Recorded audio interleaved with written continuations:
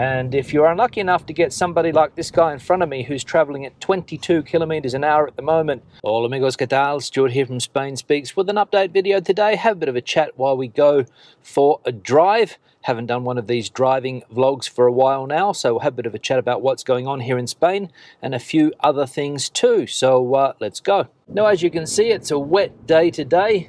It's been raining quite a lot recently.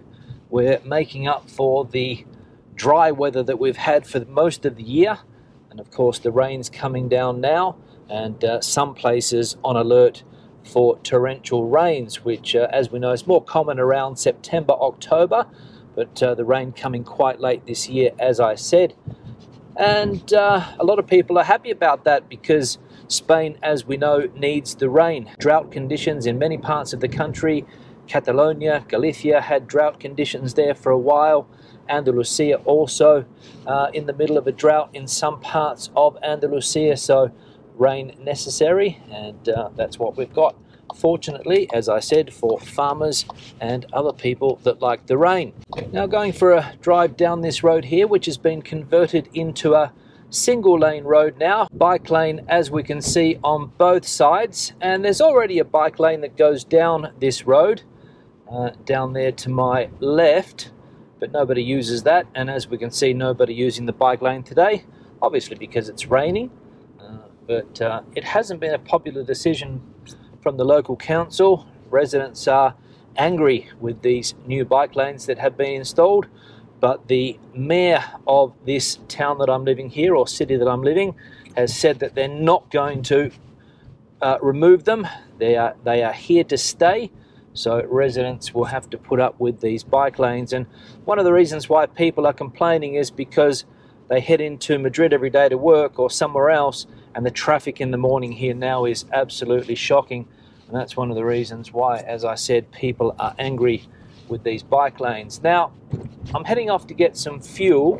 It's the first thing I'm going to do. I'm going to take advantage of the fuel rebate, which, as we know, and I've mentioned before, is coming to an end. I think the 1st of January we'll see an end to the fuel rebate, the 20-cent fuel rebate that everybody gets here in Spain, regardless of your economic situation or where you come from. If you're driving here in Spain, you get access to this rebate, and so fill up now, get the rebate, and maybe buy something afterwards as well. It's always a good idea to hit the shops early in the week, because the weekends now at shopping centres here and shops in general, very, very busy. So the fuel rebate, as I said, coming to an end. The government hasn't confirmed it, but all reports are saying that that will be the case, and they will most likely keep it for people that need it the most. So low income families, low income earners. Not sure how they're going to manage it. That's we'll have to wait and see what happens with regard to that, but apparently that's what's going to happen, the fuel rebate coming to an end. Now, another thing I want to talk about today is the price of plane tickets at the moment. I was hoping to go back to Australia, or hoping that I would be able to go back to Australia this year for Christmas, but unfortunately plane prices, or plane ticket prices, sky high, pardon the pun, at the moment, and various reasons for this apparently. I saw an interesting concept in an Australian newspaper. They're calling it revenge travel. People are willing to pay whatever price to travel at the moment because of that 2-year hiatus because of COVID, and that's causing plane tickets to be high at the moment, higher than normal. To give you an example, a couple of years ago, before COVID, you could fly to a country like Australia for around 1,400 euros, even cheaper if you were lucky to get a cheaper flight. And now, for less than 2,500 euros, difficult to get a flight back to Australia at these peak times. So a huge increase, and as I said, some people are calling it that revenge travel, but very difficult for some of us to get home, which, as I mentioned, is something that I like to do at Christmas times, but unfortunately since the pandemic and high plane ticket prices, almost impossible to do. But anyway, I just have to suck it up and try and get a cheap ticket, see if one becomes available for another time of the year. So unfortunately not getting back to Australia this year for Christmas, but what can we do? Now I'm heading into the area where the petrol station is, the fuel station, and we'll see what the prices are like. I think they have come down quite a bit recently, considering that they were touching the €2 mark not long ago. I think they're more reasonable now, prices for fuel, both gasoline or unleaded petrol and diesel. So we'll check that out while I fill up.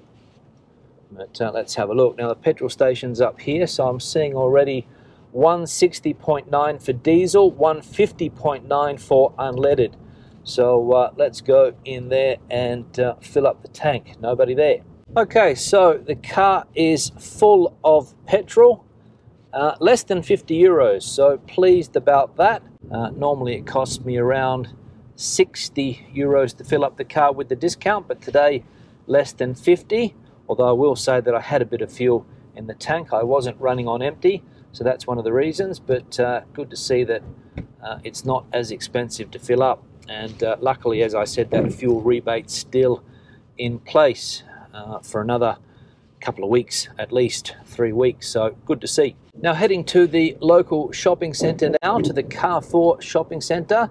Need to buy something there, so we'll head there now, and then we'll have a bit of a chat about the current political situation here in Spain when I come out. But let's just say that the right-wing side of Spanish politics is very, very angry at the moment with some of the decisions that have been taken by the Pedro Sánchez coalition government, especially when it comes to certain crimes here in Spain that are going to have their sentences reduced. For example, when it comes to sedition, and also when it comes to embezzlement. Some important changes that the government is trying to get the okay for, because basically they're being held to ransom by some of the independent parties in this country to make changes to favour some politicians that went to jail a few years ago for these very crimes. So very controversial, and as I said, the right-wing side of politics in this country irate with what Mr. Sánchez and company are doing. So I'll have a bit of a chat about that when I come out of the shopping area. Okay, so my experience in the shopping centre done. Very, very busy in there. People obviously getting in early to buy specials and things like that, not waiting until the last day to buy their Christmas dinners or their Christmas Eve dinners. I saw a guy the other day buying a whole lamb, obviously going to freeze it before Christmas, and thinking that he's going to get a better price for it, which is no doubt the case. So, what was I saying before I went into the shopping centre? Yes, politics. The right-wing side of politics in this country, angry with the way the government is doing things at the moment. They're not happy with some of the law changes that the socialist government has on the table, especially, as I said before, when it comes to sedition and embezzlement. And basically what they're trying to do is lower jail terms for people that get caught doing these things. So, as we know, in Spain a few years ago, there was an illegal referendum in Catalonia, and people went to jail as a result. Those people have subsequently been released from prison. They're not in prison anymore because the socialist government got them out. That's also something that annoys the right-wing side of politics. And they're also talking now about changing the rules and laws when it comes to embezzlement. And basically what they want to do is that if you get caught embezzling money here, if you are a politician and get caught embezzling money, your jail sentence will not be as long as it would have been before this change. And it's only for people that embezzle without lining their own pockets, basically. So let's say, for example, as what happened in Catalonia, politicians used public money for that referendum. That's why some of them went to jail. They want to reduce the sentences when it comes to this type of embezzlement.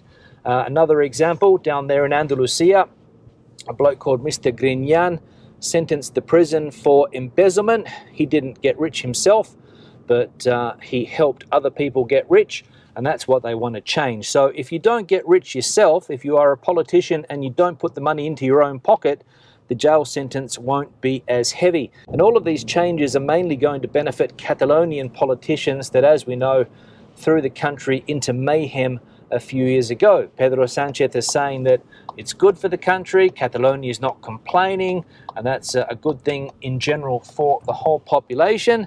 But of course, many people don't believe that to be true. And as I said, very, very angry with what is going on. The opposition leader, Mr. Feijóo, has called for immediate elections, saying that the constitution has not been respected. I don't think Pedro Sánchez is going to listen to Mr. Feijóo. I think he's going to go and try and stay until the end of his term. General elections next year in 2023, December. But as I said, the opposition wants early elections because they want to get this while it is fresh in people's minds, because as we know, people tend to forget these things as time goes by, and that's what the right wing here in Spain does not want. So we'll see. And ironically, if they do change the embezzlement law, it will benefit former politicians from both sides of politics that have been charged with this offence in the past. So it's not only going to benefit socialist or left-wing politicians, it's also going to benefit people on the other side of politics as well, that, as we know, have gone to prison over the years for embezzlement. Now, back on another road that has changed recently with these new bike lanes. Again, nobody using them, but what can we do? We're told that this is the future. Sustainable transport, get rid of cars, only allow electric vehicles to circulate in places like this, or bicycles. So that's the plan, and we're living the experiment currently. And if you're unlucky enough to get somebody like this guy in front of me who's traveling at 22 kilometers an hour at the moment in a 30-kilometer zone, so it's not as if this is a fast zone. It's a 30-kilometer zone, and this bloke is going 23 kilometers an hour. So if you get stuck behind one of these clowns, that's why people complain. Now, before I wrap the video up, I just want to say thanks to everybody out there that has supported this channel over the last few years that I have been making videos for YouTube. Big thanks to everybody that's donated to the channel, that's helped me out to buy new cameras and new equipment and things like that. That's where I normally spend the money that you guys donate on, and I can't thank you guys enough for the support over the last few years. And even though COVID is not around anymore, I know a lot of people came on board during the pandemic, and it's good to see that so many people still interested in what's going on here in Spain and interested in the channel. So thanks for that. On that note, I'm going to wrap the video up. I'm back to where I started from, so questions and comments, please leave them in the section below.